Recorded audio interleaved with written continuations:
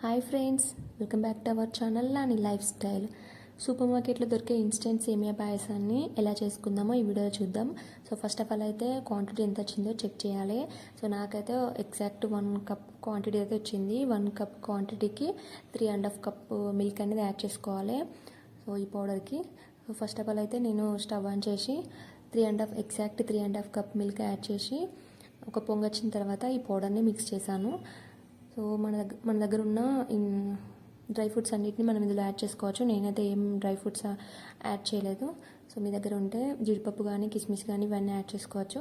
80% cook అయిన తర్వాత ఒక బౌల్లోకి ట్రాన్స్ఫర్ చేసుకోవాలి. సో ఈ వీడియో చూస్తున్న వాళ్ళలో ఎవరికైతే ఎక్కువ సేమియా పాయసం అనేది ఇష్టం ఉంటుందో వాళ్ళు కామెంట్ బాక్స్లో కామెంట్ చేయండి. సో నాకైతే చాలా ఇష్టం సేమియా పాయసం. సో ఇట్లా ఇన్స్టెంట్ సేమియా పాయసం అనేది కూడా చాలా బాగుంటుంది. సో ఈ వీడియో మీకు నచ్చుతుందని అనుకుంటున్నా. మీకు నచ్చితే లైక్ చేయండి, షేర్ చేయండి, సబ్స్క్రైబ్ చేయండి.